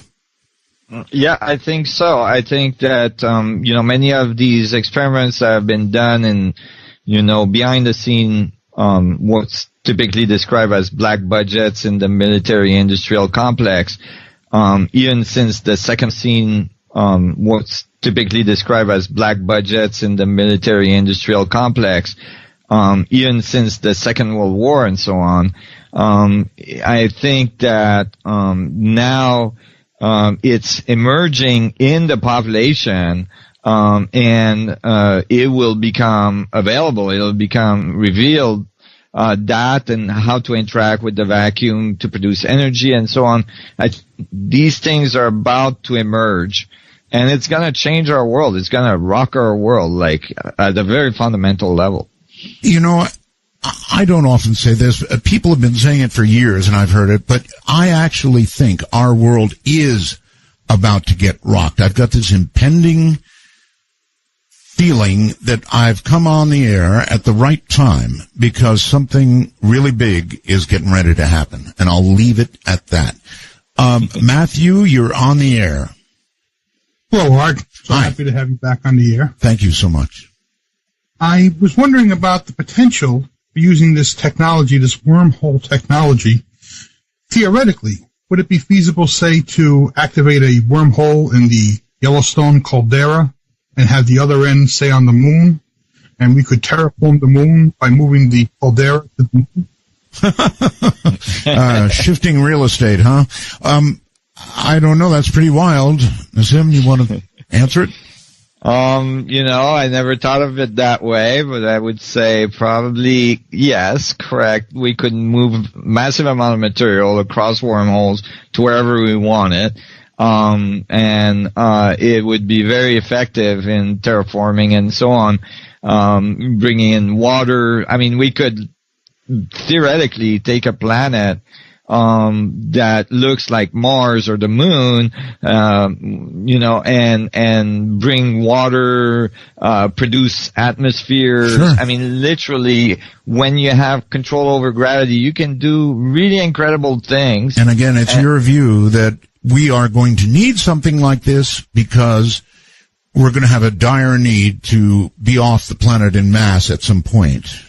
Absolutely. And I think that any society in the universe that develop on any size planet eventually reach that point where there's just too many people, there's not enough resources, right, and they have to learn to fly. Gotcha. All right, to the phones we go. It just says anonymous. I assume not that group. Anyway, it's not a group, not that massive. Hi, Art. Hi, people. Yes, hi. Hi. I was going to say that I think people might be overthinking these propulsion devices. Instead of thinking of it as anti-gravity or depressions in gravity, I don't see why you can't just take two magnetic elements, which normally people would think push apart or pull together like magnets do, but adjust the variables so that the fields propagating between them, instead of generating balance forces, generate unbalanced or unidirectional forces where one field is pushing and the other is pulling in the same direction, and then you will get propulsion. Sim? Very good. That's a little bit of what we're describing. It's a little more complex just because, you can't just get a magnetic field to attract to another one if you don't have the other one in front of it. So, it's a little, but it's along those lines. You're using magnetic fields, you're spinning them at high velocity, like the experiments in Finland from Eugene, where he's spinning a high density magnetic field in a superconductive disk and getting this beam of gravity coming off it. This is very much what you're describing. I think you get the right thinking. The theory is always a little more complex, but I think that's the right views that you have. You have to remember this. Go ahead. No. Go ahead, caller. When you have fields propagating between two elements, they take time to travel, and during that you're not just they travel at the speed of light, so people forget that they think they happen instantaneously. But in the time that the fields travel, let's say from one element to the other, you can adjust the conditions in the facing element so that when that field arrives, it'll be pushing on one and pulling on the other. It's possible to do. It's a simple formula, actually. Yes, that's correct. And it's just that in terms of overcoming the gravitational field, those propagating fields, those electromagnetic propagating fields, have to interact with space-time so that gravity is modulated as a result. That's where the complexity gets a little higher. Because the magnetic fields, like the source of the magnetic fields, are unknown in physics, meaning we don't know why an electron is an electron and why, a proton has an electromagnetic or electrostatic field. These are starting to be discovered to be actually part of this curvature in space-time that's occurring at the quantum level. And so you're correct. Using the propagation of magnetic field in the structure of space-time, we can curve space-time and produce those effects. And I think spin is the very important component of it. Apparently. Scott on Skype, you're on Midnight. Hi. Hi, Art. This is my first call using Skype, so I hope you can hear me okay. You're doing very well. Are you on a computer or a phone? I'm on an iPhone using earbuds and a built-in mic. Sounds like $1 million. Proceed. Okay, send me some of that. Anyway, last hour, Nassim mentioned something regarding information about the departed, and that it might be possible using a supercomputer to reach them. Yes. And I did that actually in 1986. Well, then you need to call me tomorrow night. I mean, obviously there's a big story here. Okay, yes, there is, and I'm willing to tell you, and the lady that taught me how to do it is a psychic who I would love to have on your show. But I will call during open phones and discuss this, because it'll knock your socks off. So wear socks. I will wear socks. I will be ready for you. Make sure and call me. All right. Okay, man. All right. Take care. Oh my. All right. We're going to do an early break, trying to squeeze as much as I can in. You know the phone numbers. You know the Skype way in, I hope. Now, there was an example of somebody who did it. And boy, does it ever work. If you use Skype the right way on your smartphone, you'll sound like $1 million. But I'm not going to send anything out. Hi, everybody. I'm Art Bell, and this is Midnight in the Desert. Very, very busy night. I'm going to find out if Nassim is still... Are you still there? Yeah, absolutely. Good. There was somebody trying to get in from Asia, and I think that I brought them on, but not successfully because it somehow put you on hold, so I didn't answer it the right way. I'm going to learn how to do it. So the caller from Asia, give it another try, and we'll give it another try. And in the meantime, hello there in Marysville something. You're on the air. Yeah, hi. My name is John. I'm actually in Yuba City, right next to Marysville. All right. I have a couple... hey, first of all, thank you, Art. You've been such a big part of my life for so long, and I'm so glad you're back. Thank you. I have a couple questions for your guest. You guys touched earlier on pole shift. Right. And I would like to know I'd like to elaborate on a little bit, some specifics, like how it would affect our electronics, our basic electronics. Right. Internet and GPS, satellites and stuff like that. Really good question. Most of our defense and everything is relying a little bit, some specifics, like how it would affect our electronics, our basic electronics. Right. Internet and GPS, satellites and stuff like that. Really good question. Most of our defense and everything is relying on that, and I don't understand what would happen with a pole shift. Is it like positive to negative as far as electronics are concerned? You know what I'm saying? Right. It would have a very devastating effect on many of our devices.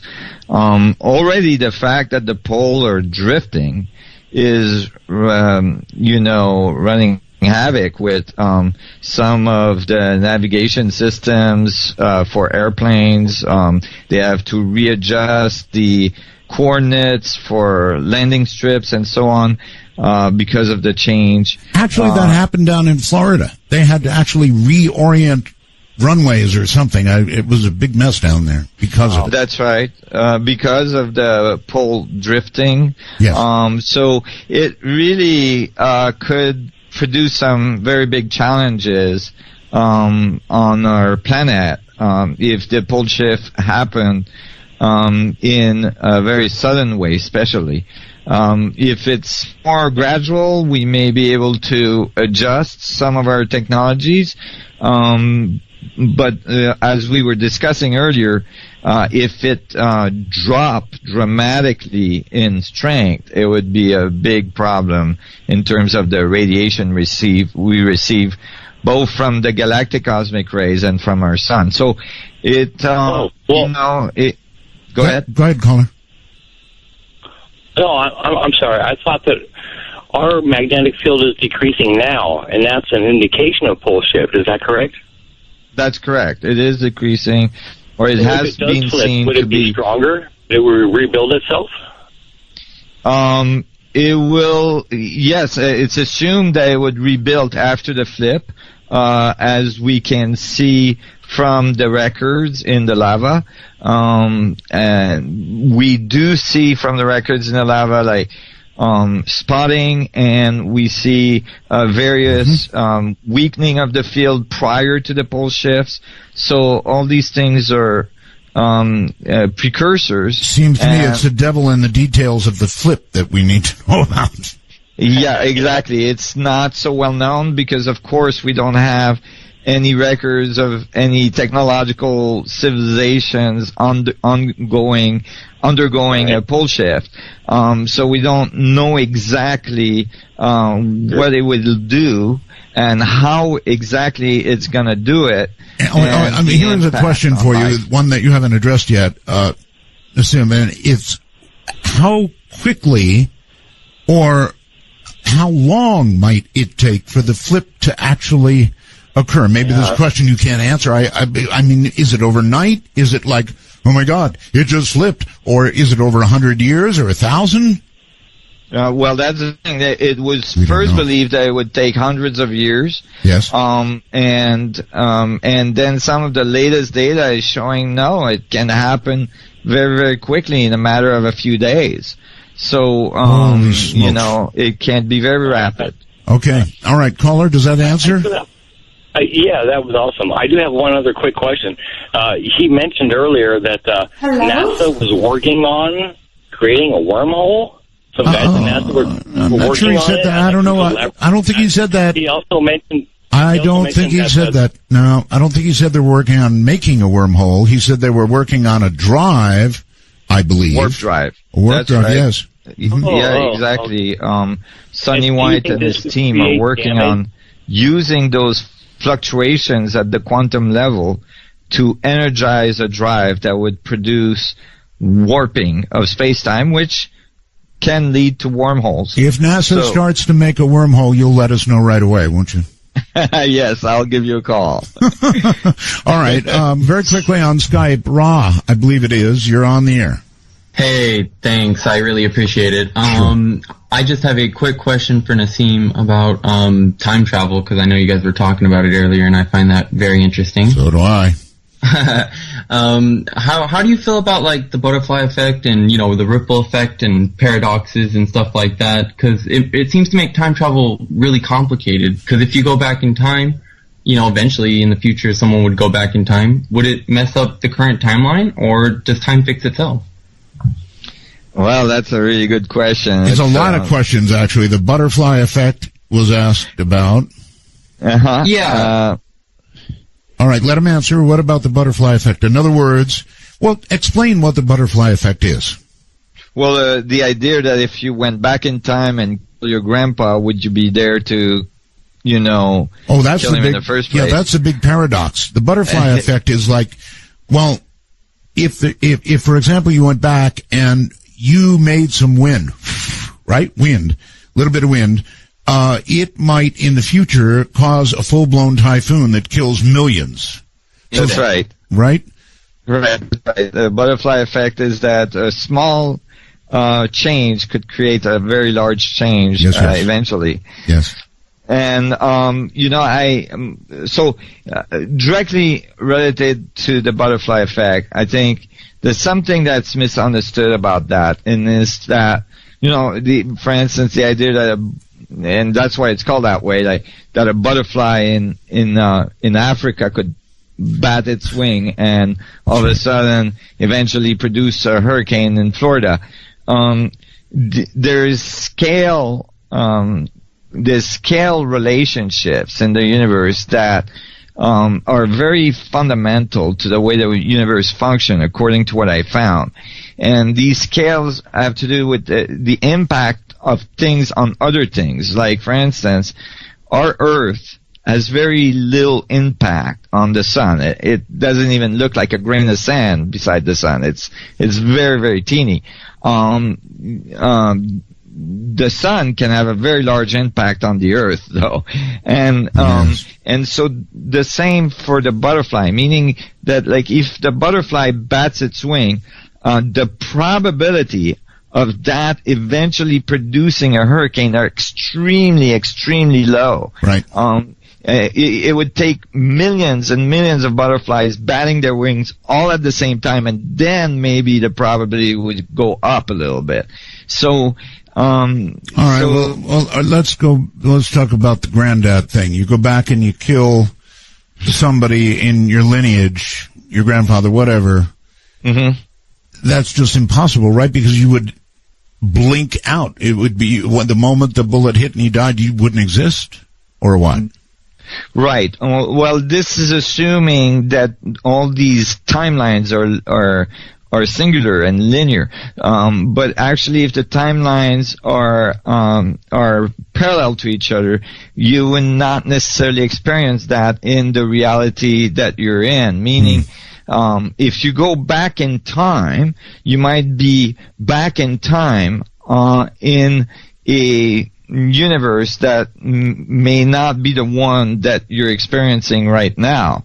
And in that one, you may kill your grandfather and not exist anymore. So but would you, in essence, exist here. Okay, would you be blowing yourself into a new dimension, essentially?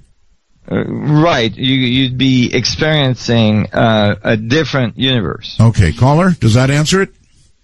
Beautiful. Thank you. Exactly what I was looking for. All right. I'm glad we were able to deliver. Take care. Boy, we're short on time. Very quickly, Tampa, Florida. It's midnight. You're on. Hi. Hi, Art. Jimmy. How are you doing, Art? Good. Jimmy, we don't have much time. What kind of question? Basically, I just want to say hello. Welcome back. Oh, thank you. You're not doing radio gold tonight, Art. You're doing radio platinum. You're way out there, dude. I would love to talk to Mr. Nassim. Yes. And ask him, I got a question and I've got a statement, basically. Okay. Should I just go ahead and say it? No. You shouldn't. Okay. I'm going to just pot you right down, and I'm going to tell you that there's... For Dark Matter News, I'm Leo Ashcraft. Have you ever regretted sending an email and wish you could take it back? Or maybe you've worried about sending confidential information over email, especially after seeing the damage a large-scale email hack can cause, like the one that hit Sony Pictures last year. A new self-destructing email service called Dmail aims to eliminate those concerns. The introduction of a tool that allows you to better control your messages that are sent over Gmail. With Dmail, you can revoke access to any email at any time. And in a release arriving soon, you'll be able to stop recipients from forwarding your messages to others too. The idea for the new service comes from the team behind the social bookmarking service Delicious, a longtime web staple. Eventually, the team plans to make Dmail a freemium service where some aspects will remain free. Power users and businesses will pay for other features. You don't normally hear about leprosy cases today in the United States, but a warning has gone out to Floridians to beware. 9 cases have been reported in the state so far this year, and the cause is thought to be armadillos. What's the connection? Armadillos are common in Florida, and according to the Centers for Disease Control and Prevention, they are the only animal to carry leprosy, a bacterial disease that affects the skin and nerves. Each of the Florida cases this year involved people who were in direct contact with the armadillos, and the disease could be spread through saliva. What's more startling, the Department of Health reports that an average of 10 Floridians are diagnosed every year. So having 9 people already infected this year is a huge jump. While armadillos are nocturnal, it is currently breeding season, so experts warn that you may come across some babies during the day. They may be cute. They can also carry the disease. So make sure you and your kids stay clear of armadillos. This is Dark Matter News. The FDA has approved a device that lets the blind see with their tongue. Developed by Wisconsin-based WICAB, the device translates visual information from a video camera into gentle electrical stimuli on the tongue. Eventually, users are able to interpret the signals to see where objects are located, how big they are, and how quickly and in what direction they're moving. If only Nikola Tesla were alive to see this now. A group of Russian physicists are picking up from where he had left off, using his patents and ideas to finally create the masterpiece that had been long suppressed, wireless electricity transmission. Their work has been largely forgotten. And just like Tesla himself, they have not reached their funding goals, but they still seem to be publishing updates regardless. In 1891, Nikola Tesla gave a lecture for the members of the American Institute of Electrical Engineers in New York City, where he made a striking demonstration. In each hand he held a gas discharge tube, an early version of the modern fluorescent tube. The tubes were not connected to any wires, but nonetheless they glowed brightly during his demonstration. Wireless electricity transmission solves a number of problems. It allows people to receive electricity without large-scale infrastructure costs. Transmission to remote locations becomes feasible, and terrain is no longer a restriction. This one invention could well grant billions of people access to life-empowering electricity, assuming they succeed. Imagine watching TV via the power of lightning. By using the Earth as a dynamo, or by making use of the existing potential difference between the ionosphere and the Earth, Tesla had hoped to be able to generate electric charge, which would be then dissipated around the world. The man was ambitious. Tesla's ambitions were thwarted by money. The first real Tesla tower, the Wardenclyffe Tower, was near completion and showed encouraging signs. The project would be abandoned when Tesla himself spent all of his savings on the project. I'm Leo Ashcraft for Dark Matter News. Again, back to Paris, France. And Nassim, you still in place, I presume? Yes, I am. Good. All right. I believe we were talking with somebody in Middletown, Connecticut, and hopefully you're still there. Proceed, sir. Oh, I'm absolutely still here. Okay, good. I'd like to preface this question for your guest with, I'm an evil billionaire. And, it's the Donald! No. Well, no. Instead of running for president this year, I decided that I would love to build an anti-gravity chamber in my house. Okay. But I have some concerns. Okay. And hoping your guest can answer them. When I'm floating in the air, now I kidnapped some of the best scientists from around the world to work on this.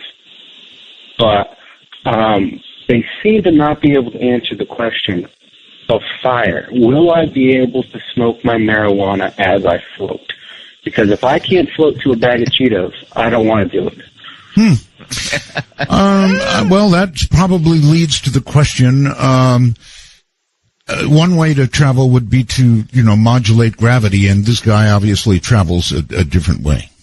He waited all that time to say that. Sheesh. Oh my God, if I knew, I could have reduced my 30 years research long ago. Yeah. Adam on Skype, you're on the air with Nassim. Hey, you're sounding better than ever on this digital network here. Oh, it is. It's pretty cool, isn't it? Oh man, it sounds good. Yeah. You're fascinating guest there tonight, and he mentioned CERN earlier, and I had got just a couple questions for him about the people over at CERN. Mm-hmm. You hear about these increases in their TeVs, that they're spinning these particles around faster and faster and faster. And then you also hear about, the closer you get to the speed of light, the more and more energy it takes.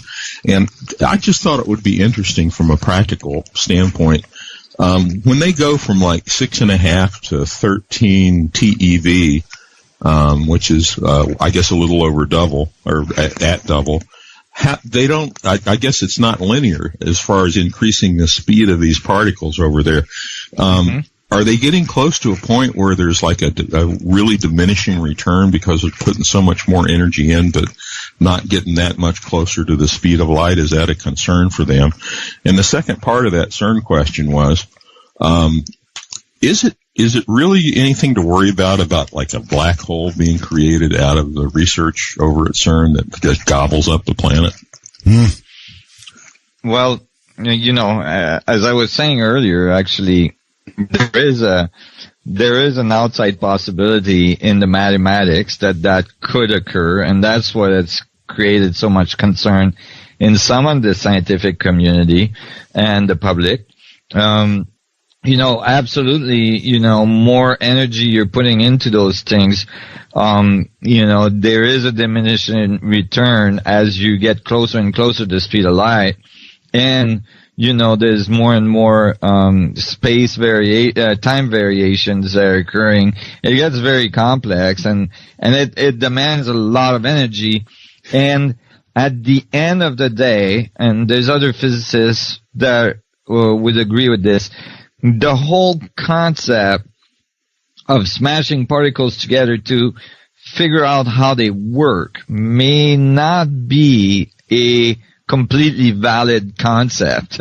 And so it's really not clear that this is leading to something very practical and fundamental in our understanding of the universe. Now, Tim, I want to interject something. When we exploded the first atom bomb, I think there were many, many scientists who thought, when they press that button, there is going to be a chain reaction in the atmosphere, and we're all going to die.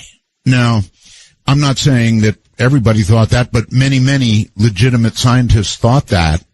And right. Yeah, but they still pushed the button. They still pushed the button. I know, it's remarkable. Yeah, I mean, there's, it's a little bit the same situation. There's an outside possibility that we could create a large enough energy event that it would create some disturbance. And generally, the scientific community doesn't believe so, but the fact is that the math does show that there's an outside possibility, and that's what has been creating a lot of controversy. As far as the validity of the experiment itself, I think there's a really good book, if you're interested, that's called The Higgs Fake, by Alexander Hundbricker, which is a scientist from Germany, and Unziker is his last name. And it's an excellent book because it gives a really good overall view, and certainly from his perspective, of the standard model of physics and why these experiments are not necessarily valid. Well, they found the Higgs particle, right? They say they did, but that's the point, is when you do the analysis at the end of the day, it's really unclear that they found anything. Well, now they're looking for something they claim smaller than Higgs. Right. But this is the problem with these accelerators. We've been doing this for a few decades now, is that, we're always going to want to build a larger one and get a smaller particle. And my point is that that's not necessarily, a valid exploration. Maybe we should understand how these particles interact with each other. What is the geometry, instead of trying to get a smaller and smaller and smaller particles? We might be able to do this to infinity. I mean, and it's been like that. We keep wanting to build larger accelerator and get smaller particles so that a few scientists can get a Nobel Prize for having discovered it. Gotcha. And that book actually, is a nice analysis of this. And it shows that the complexity in the model that's being used right now is so high, and it's so unclear what we're actually finding, that it's not necessarily a valid exploration. All right, Wayne in Michigan, your turn. We're running out of time. Hi, Wayne. No, we don't want you to give your last name on the air, okay? So. Oh, I'm sorry. Well, this is Javier. Okay, that's fine. Okay. And first of all, I gotta say thank you for coming back on the airwaves. You're most welcome. I have been listening to you since I was 15 years old. I am 37 now. Thanks for that. And I have a question for your guest, right? Yes. Mr. Nassim Haramein. Mm-hmm. Very good. Yes. It's a hard pronunciation. Haramein, yes. Yes. You're in Paris, France. I have one of my cousins is a diplomat, actually, and he works at the Salvadorian embassy in Paris, France. All right, sir. Do you have a question? Because we're way short on time here. I do. I'm so sorry. Okay. My question is, how do you create the because if you're traveling, you have to basically you are pulling instead of pushing. If you know what I'm saying. He knows what you're saying. He set that up. He's the one who told you. Yes. Yes. Well, how do you create such a vast depression, basically? Okay, that's a very good question. I'm going to hold it right there. The depression that you're rushing toward to get that acceleration is what he's asking, how you create it. Right. Well, that's the thing, and that's why, although this was thought of and theoretically thought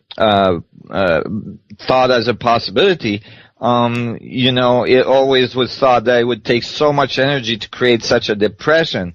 But what we're discovering right now is that actually it's only would take such an energy if you're not spinning the field. But if you're spinning the field, there's some new elements that are showing that actually space-time tend to want to spin with you. Mm-hmm. And it creates that depression with much less energy requirements, and that it's actually achievable even with very little energy. For instance, in the cases of the Finland experiments, or in the case of the EM drive.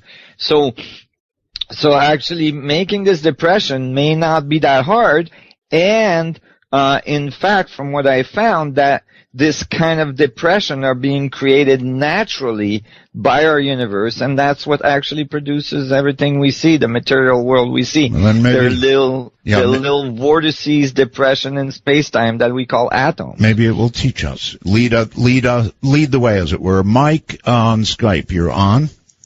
Hey, Art. Just wanted to say you and Nassim have been the most fascinating thing I've ever heard. I'm very happy to be a part of that. Thank you. My question here tonight is, earlier we had talked about this idea that information kind of persists. And so my question is, does that open up the possibility of teleportation if we're able to extract that information and reconstruct it? Ooh, interesting.